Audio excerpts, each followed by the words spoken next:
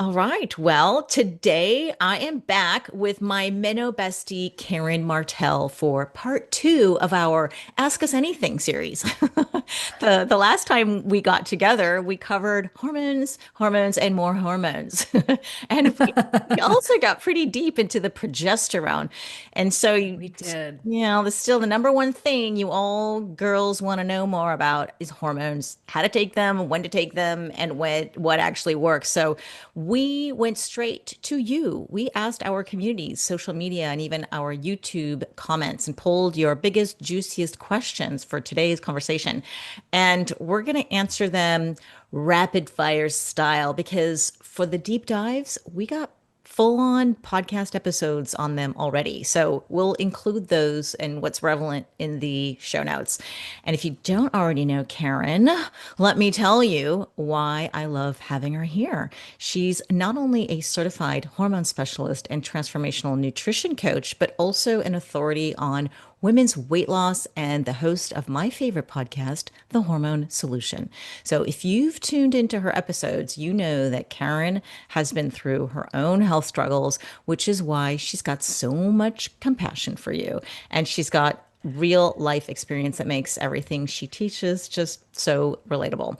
So, like me, Karen is here to help women navigate this wild menopause transition, especially when it comes to hormones and that stubborn weight gain that just seems to pop up out of nowhere. And what I love most is that she goes way beyond the generic advice of just eat less and exercise more. And she actually challenges what we think we know about weight loss. And she's also built an amazing community of women inside her private membership. I'm in there too, by the way.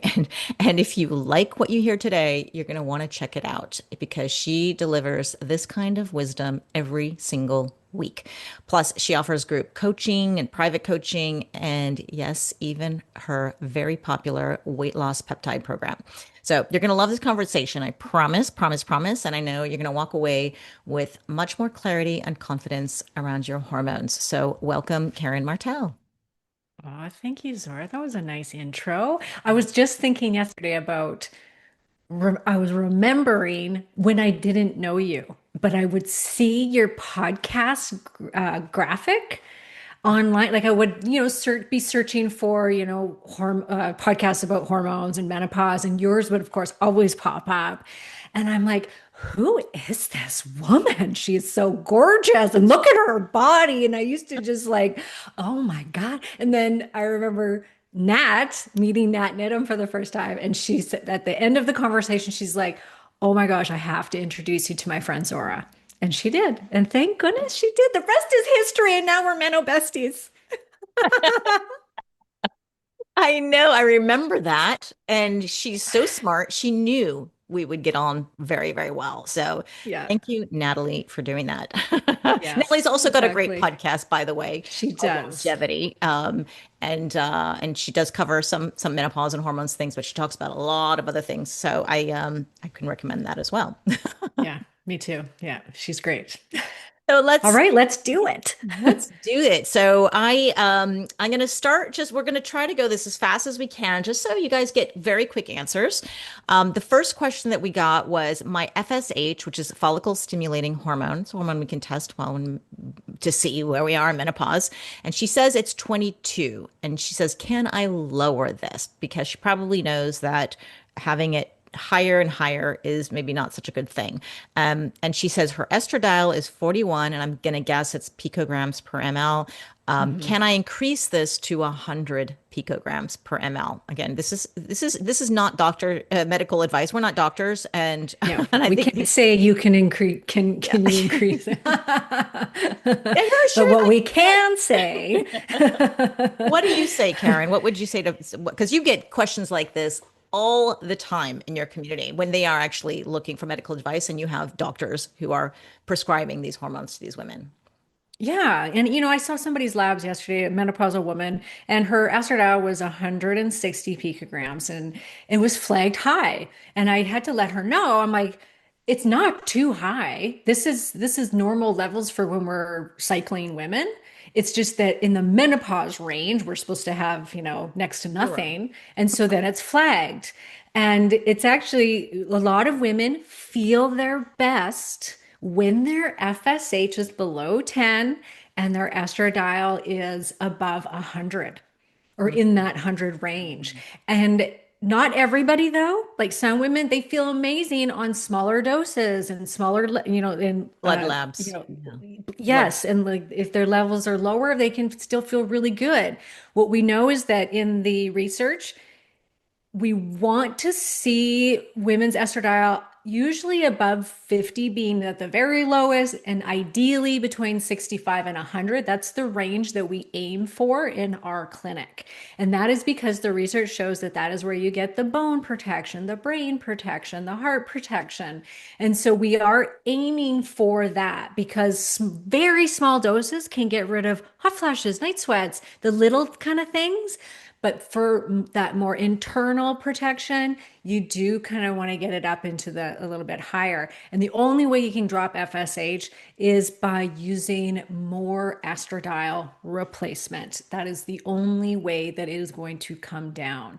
And to get it below 10, some actually have to start using even higher doses of estradiol, like Mhm. a couple milligrams a day sort of thing. Yeah, I agree. I've seen this as well in our community. One thing I would add to that, to anyone who's listening and says, oh, okay, well, I'm going to jump on the bandwagon, ask my doctor if I can increase my dosages, and then I'm protected. I always try to stay away from that word protected because it gives us a false sense of security that we don't need to do Mm, anything else. And right. everyone I interview in this hormone space is always like, yes, no, hormones are great, but we need to do the diet and lifestyle things too. And that means also measuring your bone density, I guess, Yeah. or your bone. I would actually go with a REMS scan and measure the bone quality, the fragility score, and all that, because you even if you are in the ranges and you still see that your bones are not getting better, you may need higher dosages, or you need a different delivery method, or your cardiovascular markers aren't good enough. Well, then you need to still do more. And Yeah. that's why I always try to say we can lower our risk of some of these diseases, but we should still be monitoring and checking them just to be sure. We're all bio-individual. We all need to know where we're at. And that's why I love Mhm. the testing, measuring, and assessing. Yep. Yeah, I agree. Yeah, we never, when we give these answers about the hormones, oh, you guys should always know by now with me and Zora, this is just hormones are just one piece. You still got to do the lifestyle. You still got to lift weights. You still got to do all of these things for your health. It's not just hormones.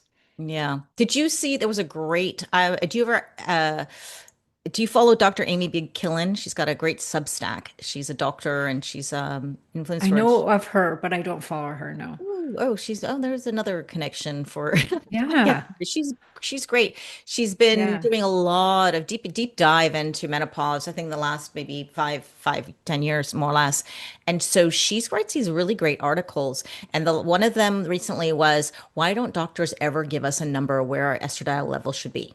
Like doctors just Mm, don't want to say these kinds of things. mm-mm. And so she wrote an article about it, and then she dove into the research, and very similar to what you said, says, "Well, this is what I'm finding, and I guess if you want numbers, then there you go." Yep, yep, that's it, exactly. And when you get into those higher doses, of course, it's recommended to work with somebody that understands the use, like using physiological doses for optimal health. And you're right, a lot of doctors don't. They do the lowest possible dose to get rid of those little niggly symptoms, and they don't look at anything else. Mm. And it's also in balance with other hormones, right? Yeah. So it's not just let's get estradiol up and high. Well, what about progesterone? What a progesterone. Yeah. What about your testosterone? What about other hormones that Yeah. are, they all work in symphony. So it's nice to look at a lot of things. Yes. Yeah. Yeah. Okay, so the next question, does using this on a short term or long term of time affect your perimenopause or menopause in a negative way, or is it good for you? And I did a little bit of investigating. I had my thoughts, but I just went to research a little bit more, thinking is anything changed? And that doesn't seem that anything has changed. And what I've always recommended is well, let's test it and see how you're doing. Do you feel bad when you go to the sun? Does it trigger a hot flash because you're already hot and it's doing another one? But we have research showing that it can help lower I think it was about 50% hot flashes in terms of Yeah. intensity and rate. And then ice baths or cold plunges, similar thing. So, but it's one of these things that I think you need to follow your intuition as well, because it's not just because the research shows it's good. If you feel bad, you shouldn't be doing it. But in terms of safety, it's the same guidelines for women in peri and postmenopause. The same, like if you have blood pressure issues, cardiovascular issues, obviously get clearance from your doctor, and maybe sauna is maybe not the right thing for you. So you need to do your due diligence. But for generally healthy people, there shouldn't be I don't see any research showing that it's bad for perimenopause or menopause. No, You get the same benefits I as think it's any other good. person, like which would be good cardiovascular benefits and lower anxiety and stress and mood and helps burn fat and all the other great things that come with a sauna. And we also have to remember if you're looking at infrared sauna versus a hot sauna or Yeah. traditional steam sauna. There's so many different types of saunas these Yeah. days. Yeah. Do you have any thoughts on that, or do you have a sauna yourself? Yeah, I have a sunlight and sauna, and I interviewed the guy, and we did go into some of the research around hormones, so we can link to that in the show notes. Did you interview him too? I interviewed Joie something. Okay. Her name is Joie. But she's from Yeah. UK. But and they're incredible. I mean, they're one of Yeah. my top recommendations for health and longevity. And there's just so much research around how good they are for you and the detoxification and the heavy metals, which is all we want to get rid of heavy metals. Like they really mess with our hormones. So Mhm. being able to gently remove them from our body is such an incredible thing. So I am 100% behind doing saunas. And I am a hot flash person. We talked about that last time in the Q&A. I'm very easily triggered. I never get increased hot flashes. Even when I'm in there, I don't start having a hot flash. And with the traditional sauna, you do? I don't know. I don't think so. Been a long time probably since you've been It's in. been a long time. I've always had the same. I've only ever had the infrared one. So, Yeah. I'm so excited because mm, I'm now in Portugal and the gym I go to has a sauna, like a traditional nice. sauna. And I am one day, I will get a sunlight in one day when I'm like in Yes. my garage or They're something. beautiful. They're beautiful. And I definitely like I do. I think they're one of the best saunas out there when you start researching them. So, okay. Mhm. So our next question, I am 47 and just got, I think she meant to say, just got an IUD. I am on zero point 0.5 patch of estrogen and 100 mil of progesterone at night. Now I am hearing that is no good. Can I keep the IUD if I want to look at cycling? Okay, so once again, can't give you medical advice. However, what I would do and recommend is researching the IUD and what's in there. I've done podcasts on birth control. It's like you're 47. If you're still wanting to protect yourself from getting pregnant, and you're not interested in that, then, for sure, that's a great option. I'm all one for it, but educate yourself on it. The IUD has progestin. This is a synthetic progesterone. Do not believe them when they say it does not go systemically. It does go systemic. And I have seen this in people's hormone profiles when they've been on it for a long time and what it's doing to their natural production. Always remember that progestin is linked to a slight increase in breast cancer. And it does I do believe it was Gersh that did something about how it changes the microbiome in the vagina. Like there's some not so good things about the IUD. And so if you can use bioidentical hormones and your husband's had a vasectomy or you're not worried about getting pregnant, then, obviously going to the bioidenticals could be a better option if you're looking for just safe, natural, bioidentical products to use to help you through this transition. Mm, good answer. Good answer. I knew you'd have a really awesome answer for that. I get that question a lot too, actually. I think Yeah. these are really good questions because a lot of women who are on the IUD do wonder, should I take progesterone still or not? Should I change? Should I stop? Like it's one of those things. And I think the best thing you said about that is just do your own research. Like to Mhm. know what's inside there, and then you will come up with the answer yourself. Yeah, yeah, yeah, Mm. yeah. And it's not, remember, it's not progesterone.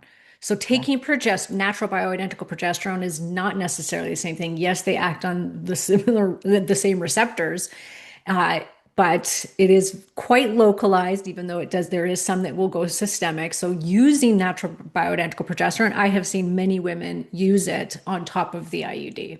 Yeah. The next question is super easy. Is testosterone cream better than gel? What do you think? Oh, I see them both work Yeah, in my same. community the same. Yep, Yeah. yep, same. I use myself a cream, dissolves quite easily. My husband uses a gel. It's so in Europe, for example, like we have both. Um, so yeah, in terms of absorption, I don't know. I don't see any difference either. In you as well, I guess, right?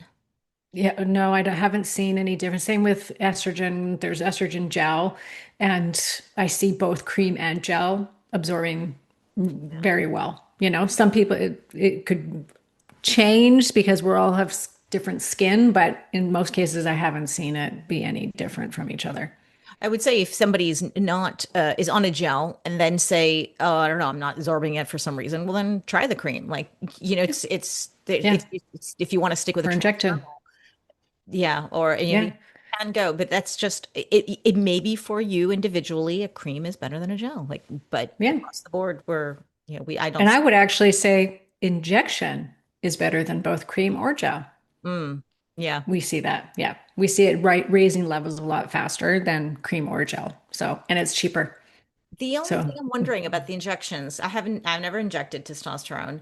And like with any injections, it seems to me that you're going to get this big bolus of injection unless you do it every day. And I don't know, do you injection when you inject testosterone, I think it's once a week, right? yeah, once or twice a week. Some Or women, it's like, usually you start at once a week. And if you're having problems metabolizing that testosterone, then women will go to twice a week. It is incipient, it's a testosterone cypionate in a usually a grapeseed oil, MCT oil, cottonseed oil, unfortunately. But it does have a very long half-life, which means it slowly releases through your body. So it's not like so let's say you're injecting 10 milligrams, you're not getting that full 10 milligrams that first day. Is going to slowly release through the system. And so you see it, yes, it'll have a spike on that first day. And then it kind of just slowly goes down to like over the next 7 to 10 days. I've even heard 14 days. So some women find that they need to take an injection every 7 to 10 days, and they're like, yeah, I feel good. I would say personally, if I do an injection, I feel my libido go up the next day for the mm. next 2 days, and then it kind of dissipates. So I Then do think that we get a little bit more in that first little bit for sure. And we tell women, like, if you're testing your hormones, wait probably till day 5 or 7 post injection. yeah. Testing is interesting because as long as the doctor understands or whoever's reading it, like you, it's just got to put things in context in terms of like whether you inject, if you were to inject and then go test right away and you go, oh, I've got really high levels, well then that sounds about correct. Like, and then you Yeah. see, how high do you get, and then you can test also on day 5 or just before you take the next one, and then that it should be low, right? If it's like super Yeah. high, then you'd go on day 5. You're like, well, what would it be on day 1? Oh my God, it must be a little Yes. higher. So I think when you're reading labs, and I'm certainly not a professional here, but I would imagine when you are, you put these things into context, Absolutely.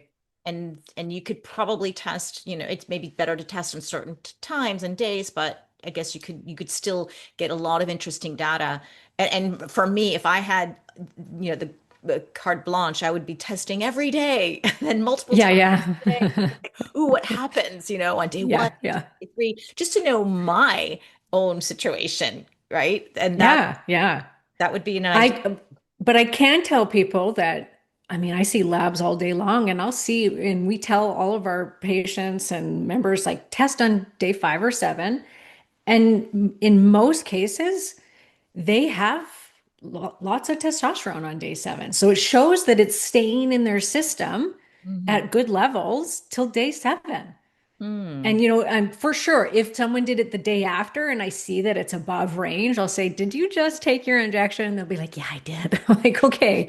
So, yes, we're going to get a little bit too much, but it does last. So we don't have this big drop off like some hormones, like the patch, estrogen patch. I do see it really drop on day 2, 3, like it starts to really come down, which for everybody, this is okay. Like some women freak out about this and they're like, am I getting the exact amount every single day? Like with however they're using their hormones. And they're so worried about it. Like they want the exact equivalent. And well, how many drops of this or how much gel do I use? And what if I don't use exactly the same amount? And I'm like, look, your hormones change hour to hour, like when you're fertile, in your cycling years, it's changing day to day, week to week, month to month. They're up and down and up and down. So, really, if you don't get the exact same amount every single day, that's actually more natural than it is to have the exact same amount every day.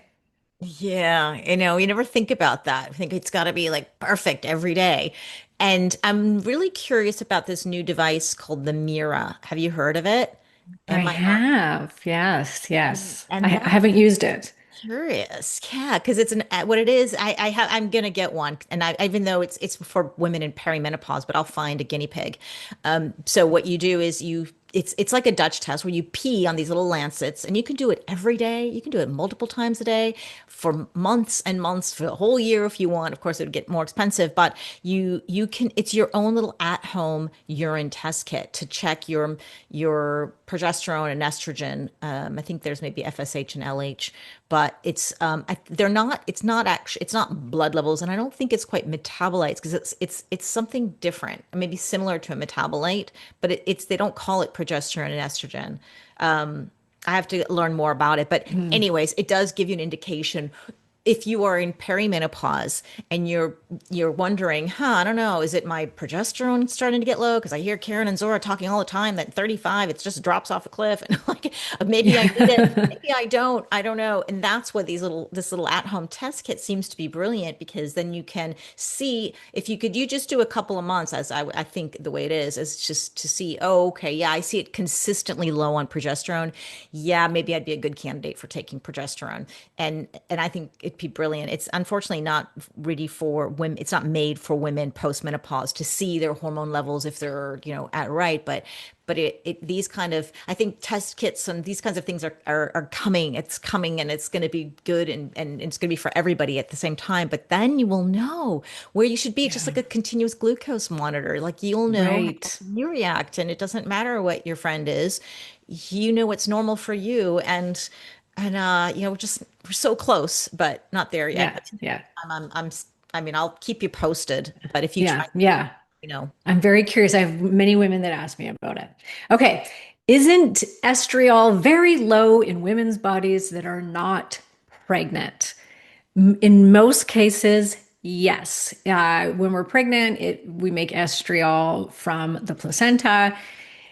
When we're not, we're going to get it from estrone, and estradiol will convert down to estriol, and it's usually very small amounts. I have seen it high on some women when they've got a high 16 hydroxylation metabolite on their Dutch test. And so I maybe have explain seen what it that is. elevated, but not very often. Explain It's what the it 16OH is. Yeah, it's just for it's those. a metabolite of estrogen, Mhm. and it's in the phase 1 of metabolizing your hormones.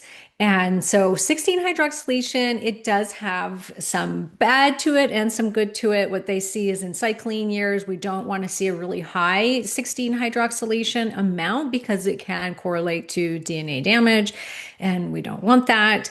But in menopausal women, they don't want to see it too low because it's really good for bones because it helps with proliferation. So Mm. it's not as bad as 4 hydroxylation, which is the most toxic and DNA damaging one that's like linked to increased risk of breast cancer. A very tiny amount, but it's there. So that's yeah. We Yeah. need we need the Okay. episode where you talk all about the 2,4,16 OH pathways and Dutch test. Do you have Sure. one of those? Yes. Okay. Yeah. Good. Okay. So if people want to take a deep dive, we're going to move you over there. Okay. What's the next one? Oh, does all biased cream have the same base? I know it. Do you think she's saying like hormones, like the same hormone base? No, I think what she's saying is just so people don't know what biased I actually remember I interviewed you in the beginning. I was like, what is this biased thing? I never heard of it because in Europe they don't really use it. But Yeah. it's a ratio different ratios of estriol and estradiol. So you get a little usually it's what was it 30 80/20 is the 80 sorry 80 most 20 common. Yeah. 80. 80% estriol, 20 estradiol. Yeah. So you get like these two different types of estrogens in a cream or organic oils or different base. But the base, I think, is she's saying, is it a gel? Is it a cream? Is it oil? And that's the question, I think. And I can't even remember which Hmm. podcast episode this person was commenting on. And if it is the one with Dr. David Rosensweet, then it would probably be always organic oils. But if you're just getting bias cream from other doctors, I imagine there's probably a lot different kinds of bases. And Yeah. I don't know. I And mean, I you want we're a clean biased base. here. Yeah. Yeah. Yeah. So if she's talking about hormones, it's estradiol and estriol, different ratios depending on who you're working with. I've seen doctors do 50/50. I've seen them do less estriol than estradiol, but in most cases, they're trying to use more estriol than estradiol uh, for multiple different reasons. And then if you're talking about the base, yeah, it comes in different creams and oils. There's no pharmaceutical brands of bias. It has to be compounded or over the counter. Mm. There's another question about biased here. She says, would biased 50-50 give us enough estradiol to be effective? How many milligrams of estradiol do doctors typically prescribe on average? So, which we just said was 80-20, but she's asking about the 50-50. Is it enough estradiol? And you have a lot of experience with women in these different probably ratios. What are you saying? 50/50 is certainly better than 80/20. We see that 80/20 just typically does not get the estradiol high enough. And remember that this is compounded. So it all depends on what's the strength of your bias. So I've got a bias, like an over-the-counter bias for the face, and it is 4 milligrams of estriol to 1 milligram of estradiol. And that's a very typical dose, and that's on the higher end. But I mean, your doctor might decide, I'm only going to give her 1 milligram of estriol and 0.25 milligrams of estradiol per dose. And so it really depends on what the 50/50 is. Is it a 1-to-1? Is it 0.5 to 0.5? But it would certainly work better to bring up the estradiol levels, which is really what's most important. Well, you'll probably know by your symptoms and then testing. Like, is it enough? All right. So, Yeah, this yeah, is exactly. Test, don't guess. yeah. And yeah, and you'll probably you should feel better. That's the thing. And if you're not, then it's probably not the Yeah. right ratio. Yeah. And then go back to what we were saying in the first question there about FSH and high level, like where you want your estradiol, and just keep those markers in mind if you're looking to get that full protection. And so if your 50/50 is getting your estradiol up to those numbers, great. Then that means that it is a good amount for you. Hmm. So, okay. I love this next question because it was so funny. I was just driving home yesterday listening to this podcast, and I have to look up the study. I think I actually wrote down the name. So let me grab the name. She says, I don't have a uterus. Should I just skip the progesterone since I don't need it? So if you want to give your 2 cents on that while I look this up. Okay. Yes.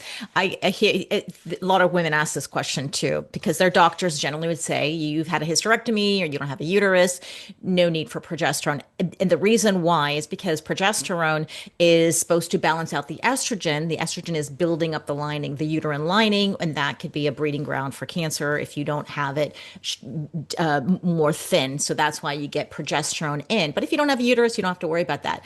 but we are so much more than just our uterus. Like progesterone does a lot of other things, and that's, I think doctors are missing the mark.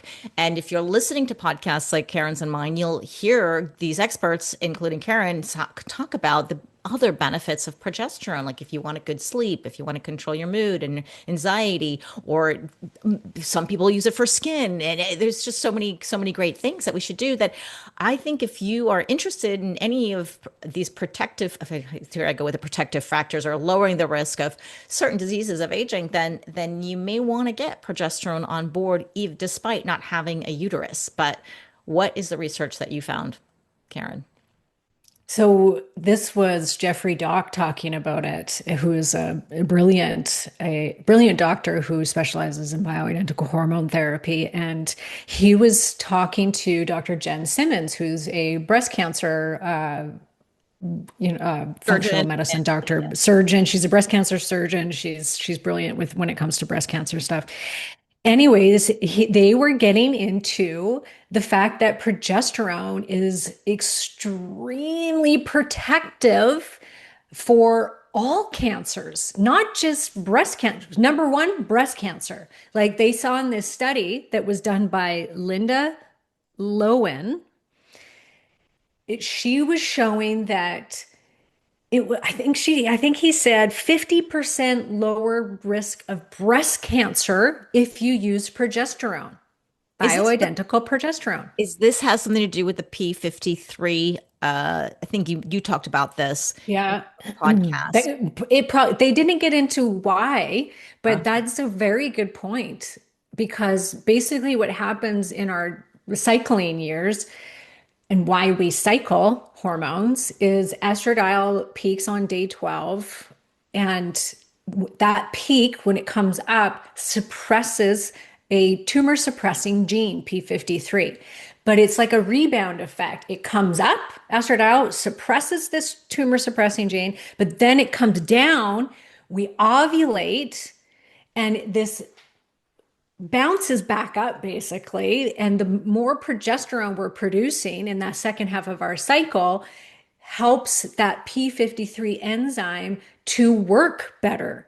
And this is a tumor suppressing gene that helps with autophagy, and this is what we want. Want to They're have not sure if we see this the same way if you don't cycle, but that's a whole different conversation. Mhm. More research is needed, but that's a very good point. And I wonder if it has something to do with it because the progesterone has so much to do with that P53 enzyme.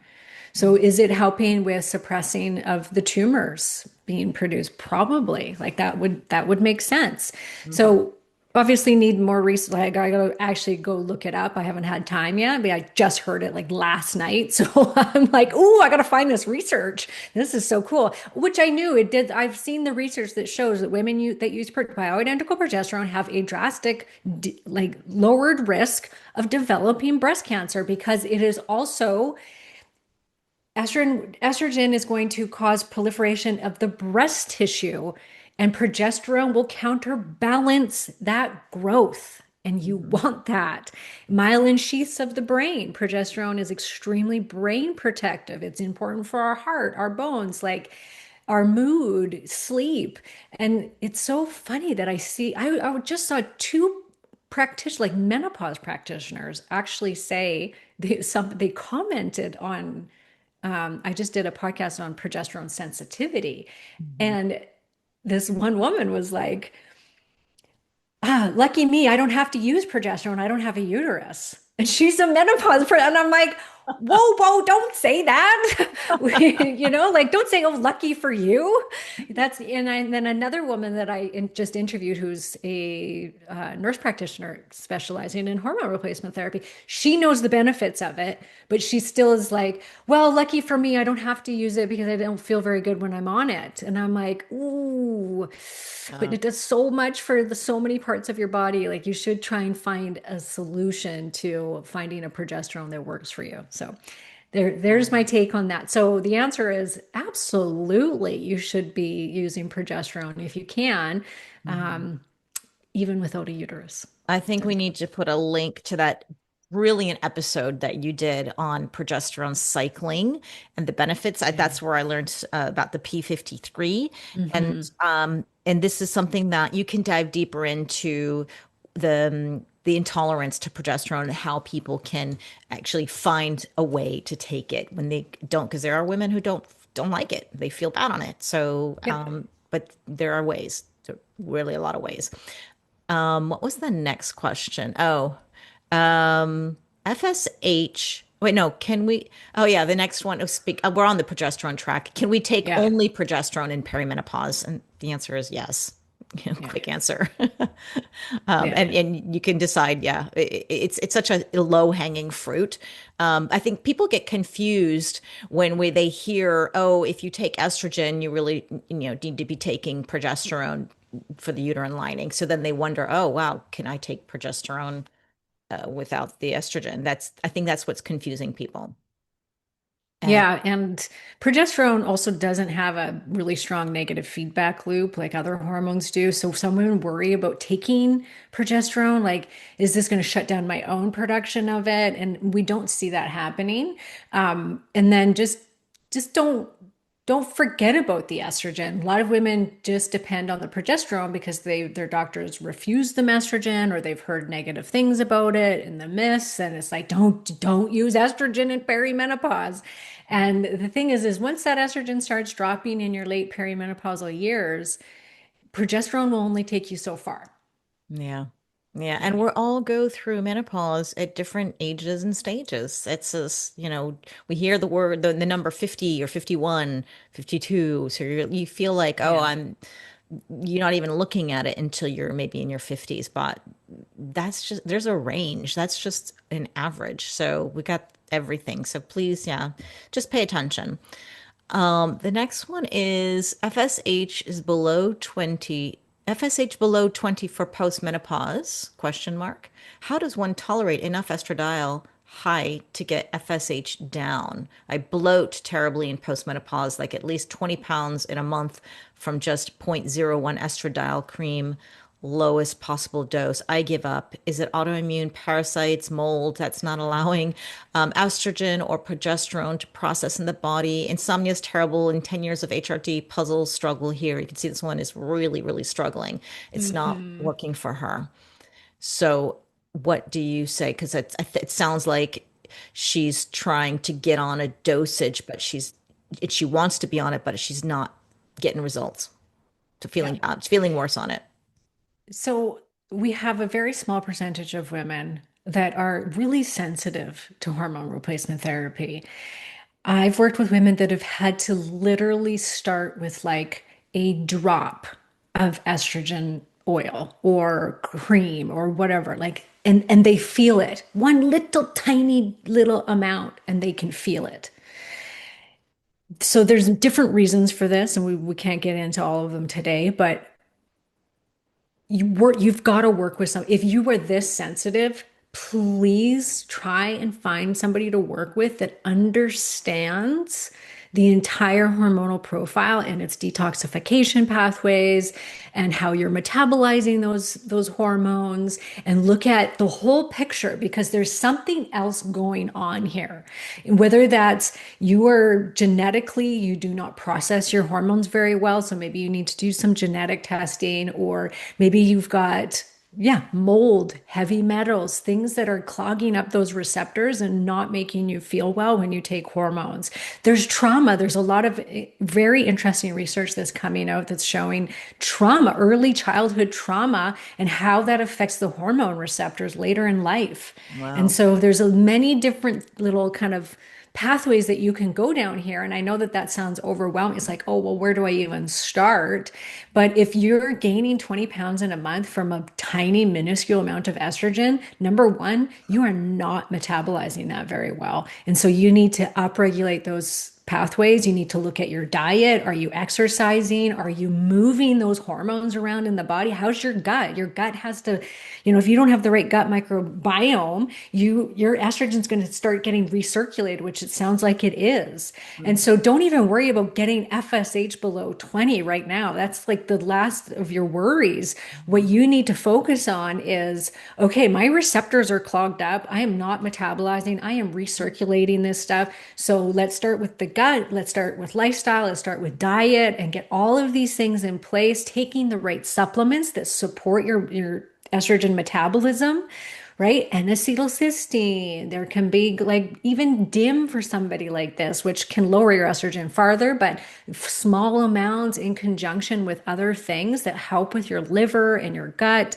And then you may find, oh, I can start tolerating. You very slowly start putting in the estrogen rather than like jumping to a higher dose. You start very, very, very small and you slowly work your way up.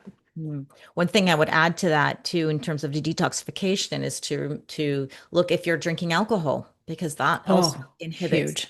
detoxification of estrogen. And it's yeah, it's kind of, and maybe it's not the hormone at all. I mean, like, it could be honestly just like she mentioned, mold toxicity or some other issues that need to be really resolved and has nothing to do with the hormones. So we don't really know, but it's Yeah. like it sounds like the whole package needs to be rehauled. And I think it's a really good Yeah. advice. You said just go like extremely low and slow, and also looking at the balance of things, right? We don't, maybe it's estrogen dominance, or maybe there's not enough progesterone in the picture. But again, working with somebody like Karen, or a practitioner who understands those minute details and the nuance, will get you there. Don't give up. Yeah. Mm. You are actually the perfect person for this question, because that's your whole jam with the podcast too, is what causes the weight gain and the big belly while on HRT. Before menopause, I would gain weight if my body was receiving too much progesterone. 7 years on, compounded HRT creams, and I am tired. I've gained 25 pounds and have a big belly. So yeah, you've helped a lot of women in menopause, but also with the body composition and weight loss. So what would you advise this woman here?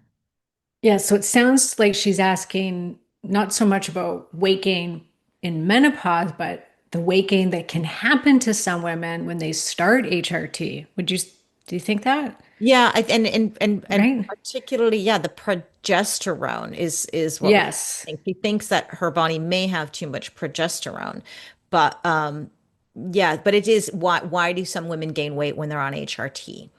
And I'm Hmm. thinking, and with the progesterone, I mean, it's hard to say gain weight, or maybe she's talking about bloating, because that can kind Hmm. of happen with It progesterone. can. But yeah. Yeah, too much progesterone can cause water retention.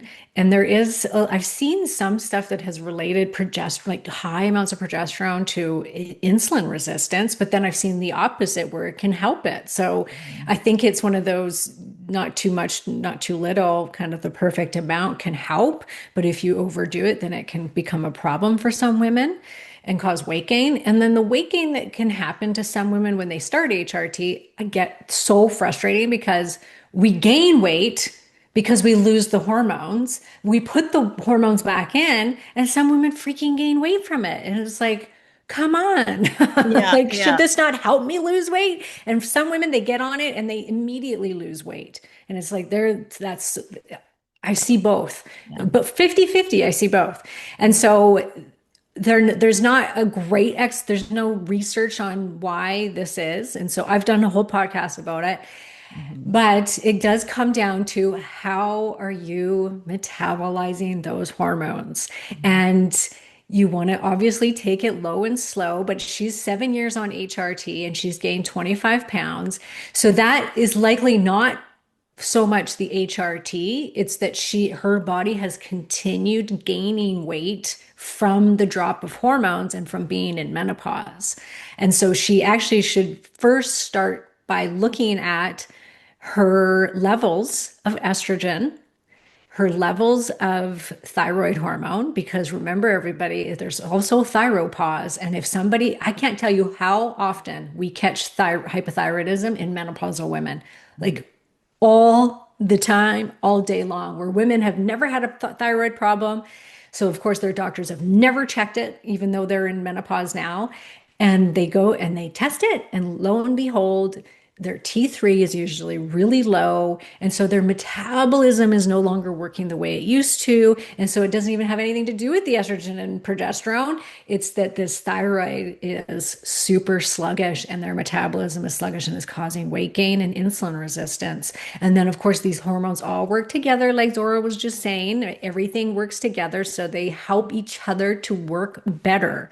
And so check all of these things. Where's your insulin at? Where's your thyroid at? Is your estrogen at a good level? We see that women will tend to start gaining weight when their FSH is above 23, like things like this. So if you're just on this little baby dose of estrogen and progesterone, and you're 7 years post-menopause and you've gained all this weight, it could be because you're not on enough hormones. And Yeah. then make sure that you've got the right stuff to metabolize those hormones. Like we just said to the other woman, like, how's your gut? How's your diet? How's your exercise? Don't forget about all of these things that will help you to process your estrogen better. Yeah, that's exactly. I've interviewed so many people on this same question, and it all boils down to very the similar answers and the detoxification. But the thyroid point is super important. I think that is such a golden nugget here. If our women may go a light bulb, God, yeah, I'm going to check my thyroid. I mean, honestly, could have nothing to do with the hormones you're taking, and such a good point that it could be just baby dosages. And that's and 7 years on. If you haven't stopped the hormones completely and then gone back on of it, it's what some people do with supplements or hormones. Is like, is it? I don't know. I'll just stop and see what happens. And if I start losing the weight again, then maybe it does have something to do with it. But we can do all these little experiments with ourselves and figure out the solution. But the testing, go check the thyroid metabolism. Thyroid is just it's too big to Yep. ignore. And when all else fails, I always say explore the GLP-1s. They can be an incredible piece of the puzzle. When you've done it all and you are working on your diet and you eat well and you exercise and you just can't get off that menopausal weight gain no matter what you do or what you've tried, and your thyroid's fine and your hormones are fine, it may just be that you are just very stuck with hormonal weight loss resistance, and those, microdosing GLP-1s can be a lifesaver. And we get a lot of those women, a lot where they've just tried it all and haven't had success. And so they're like, I just want to get the weight off. And they take these GLP-1s in a very safe way and in small doses and do all the rest of the work with it. And it can be extremely gratifying, let me tell you. Yeah. These women are like, hallelujah. So, okay, so our next question, my doctor says that the max dose for progesterone is 300. I still have breakthrough at 300. What is the highest level we can use safely? I think I need at least 400 at this point after just upping my patch. Oh, you know how I feel about this, Zora. But if it was according to some of your guests, you can bring your progesterone to levels of like 1200, Yeah. Yeah. You which do. can't say I agree with. Yeah, you get it. This is like I always think it's doesn't matter what the doctor says, or I mean it does matter what the doctor says, but you know your body. You got to feel what's working for you or not, regardless of a number. And that's the thing. And yeah, yeah, this is it's. But the interesting this thing she has a breakthrough, but I mean I imagine Yeah, it's a breakthrough bleed. Is that what she's she? talking about breakthrough bleeding, and this is something that's quite common. And when I see this, when I hear women say, "Oh, I keep breakthrough bleeding," don't just point your finger at progesterone. There's a few things. Number one, if you're taking progesterone every day in higher doses, like 300, it can actually cause an unstable uterine lining and cause breakthrough bleeding from too often progesterone. I didn't know that. So take that into consideration. Sometimes it's a lack of estrogen. I have seen this. Definitely, I've seen more so it being not enough progesterone, but in myself and in many of our clients, we've seen that if it's not progesterone, then it's because their estrogen isn't high enough. Hmm. Hmm. And so take that into consideration. The other thing is maybe you're not absorbing your oral progesterone. I have seen this as well. If you've got some gut problems, you're not absorbing things very well, that could be it. If you've got fibroids, have you had a pelvic ultrasound done since this has started? Always, that's always my first recommendation. Get in, get an ultrasound done. Let's rule out any growths because if you've got fibroids in there, progesterone can feed fibroids and estrogen can feed fibroids, and that will cause breakthrough bleeding. So if you have, what about your uterine lining? If it does show that it's overgrown and it's thick, then you probably aren't absorbing your progesterone very well, and you may need to switch to progesterone vaginal suppositories. And I've seen high doses of progesterone suppositories work really well to get rid of that uterine lining and for some women, fibroids. If they're not being fed by progesterone, progesterone suppositories can really help shrink fibroids.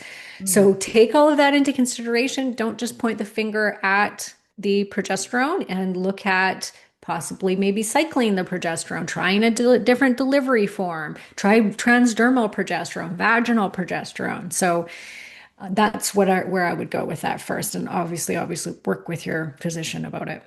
I'm really glad that you mentioned to test, like just get an ultrasound and see the uterine You lining, because need to that's what we're most know. concerned about. If anybody who has got a Yes. breakthrough bleeding, I mean, we don't know if you're bleeding, like we don't know, is it breakthrough from the hormones or is it something else? And I always think the Hmm. first thing to do is just go to the doctor, make sure it's nothing serious, and then go check the uterine lining, which would make perfect sense. Like let's go check that out, and then then it guides you rather than just guessing. Maybe it Yeah. is, maybe it's not.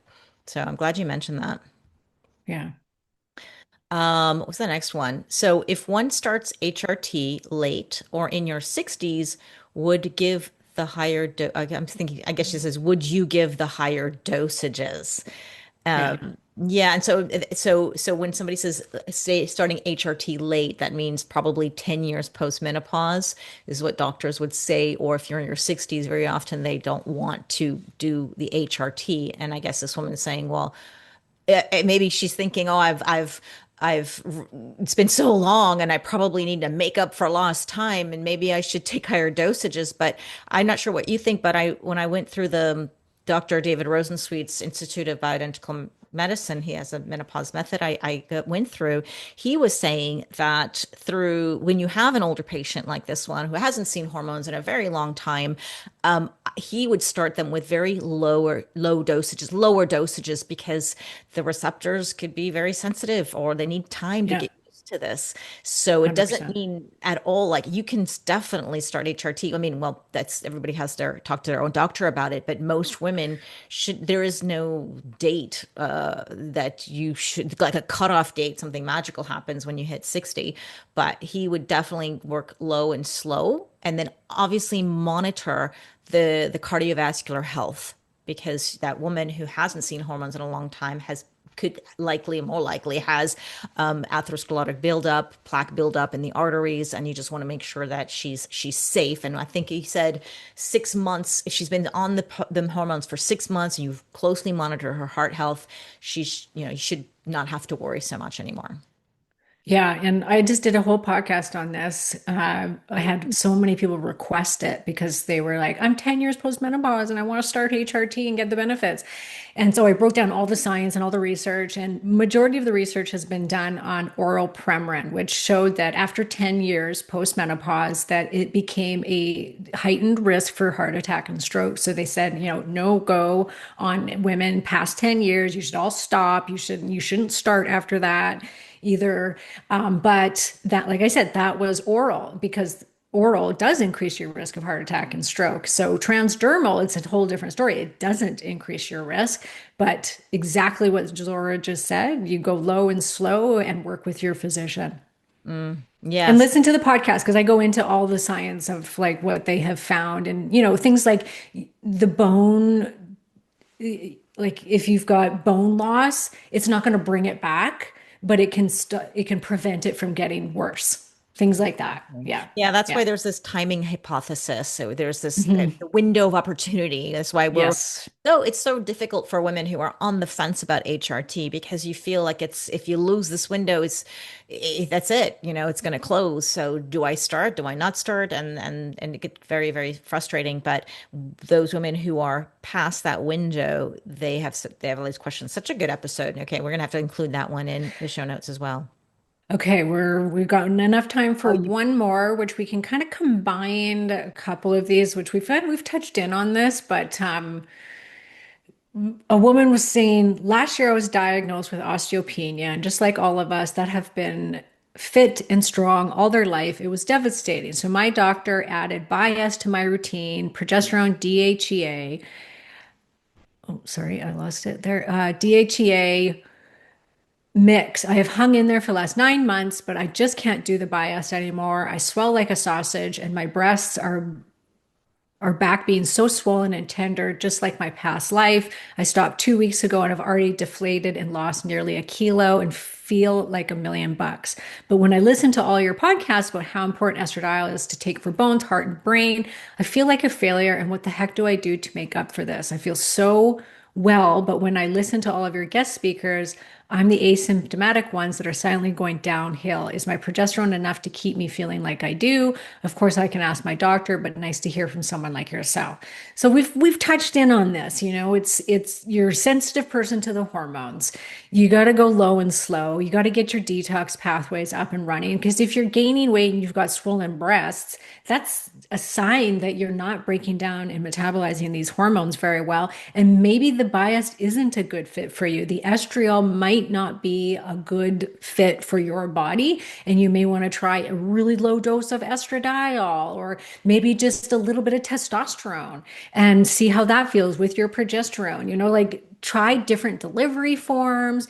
You can try, many different things before throwing in the towel on this because you're right. Like you feel good now and I can really appreciate that.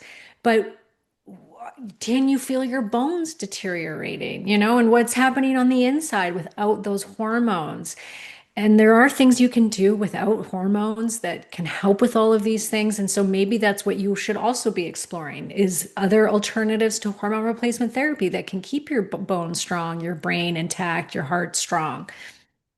I've met so many women and interviewed a lot of them who are in their 60s who have been in fitness their whole lives. So they're lifting heavy weights, just like this woman, she did go into quite detailed for us and lifting heavy weights and they still have osteoporosis or osteopenia, Mhm. and they're in the fitness and the health and wellness world. So their diet is good. It's such a shock, and most of them I've spoken to are not on HRT. Not that HRT would save the day and everything. We don't really know, but I certainly think that's part of the mix. So I've come to realize that, gosh, just because you lift heavy weights, that's not going to be enough for some people. Unfortunately, yeah. And so I think the key that you said here as well is that you can also supplement. You can do other things that you gotta figure out the hormone piece for sure somehow.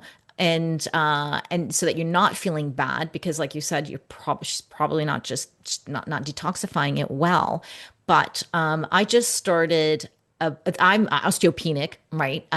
And there's a whole podcast episode that I'm going to be doing on the DEXA scan and how it's actually not that accurate.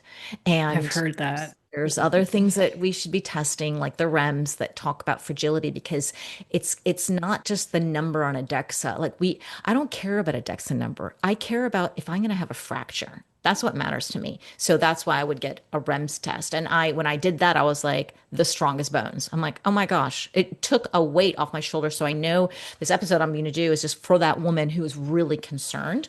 And I think there are things that we need to do absolutely no matter what you have osteopenia, osteoporosis, or perfect bones. You still need to do everything you can to help your bones, but it may be not as bad as you think. So Mhm. yeah. And she talks a lot, like she was saying that her breasts get really swollen and she feels like a sausage. That is a sure sign you are not metabolizing that estrogen very well. And one of the correlations with breast is low iodine. Iodine actually helps us to metabolize estrogen. And it has a lot to do with our breast tissue. And so women that take iodine that get breast tenderness find that it can really, really help with that. And so, look at your iodine levels or where you're living. If you're in one of those belts in the United States, the iodine deficiency belts or whatever they call them, and maybe you need some iodine because it can be really, really great for breast tissue. And that's something we can test easily to see Yeah, where your yeah. levels are, right? And then you, It's not easily, actually. It's really challenging to test iodine. yeah, You yeah, have but to do a challenge test. So you have to do it yeah, through a functional medicine doctor. Like yeah. just an average, just blood test or P test, I guess, isn't super accurate, Okay. Well, then you do it with the unfortunately. functional Yeah. medicine doctor, because I guess then you have to go Yeah. into the details. That's right. I forgot about that. Yeah. But still, you want to, I always like to test, because is I it, know. rather than just taking iodine or taking anything, I always like to see where I'm at, 'cause maybe I don't need it. Maybe everything's fine. But yeah, I haven't done one of those iodine tests, to be I honest. did.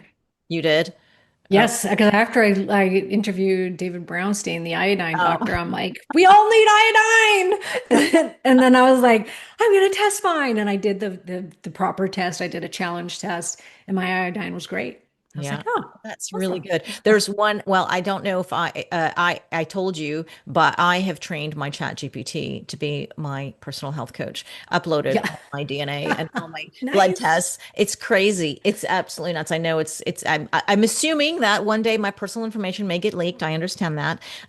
Willing to take that risk, Yeah. but Sheila, I named her Sheila, has told me that I should not be taking iodine based on my methylation in my DNA. And I was so Ooh. surprised. So I'm not that she's right, I'm Yeah. definitely Yeah. looking into this, but I thought everyone should be on iodine. And now I'm wondering maybe I shouldn't. So Mhm. yeah, I think I need to do that test. Interesting. Yeah. Just shows you we're all bio-individual. All Yeah. right, Karen, I'm going to let you go because I know you've got another meeting right now, but I'm so glad that we got together and we're doing this regularly, girls. If you've gotten to the end of the show, that means you really like these Q&As. Send us your questions. You can send it to us in email or on social media. We will grab it and we'll put it in our list of questions for the next time that we meet. We're going to meet up quarterly or so, right? I mean, every Yeah. couple of months Yeah. we'll bang out an episode We'll for do you. the menopause bestie. What did you call it? The Menno Besties, the Menno Bestie Q&A. I don't remember what I called it. The Yeah. Ask Us Anything. Oh, ask us anything. Yeah. The Ask Menno Us. besties, ask us anything. All right, ladies. Thank you for being here. All right. See you. Bye-bye.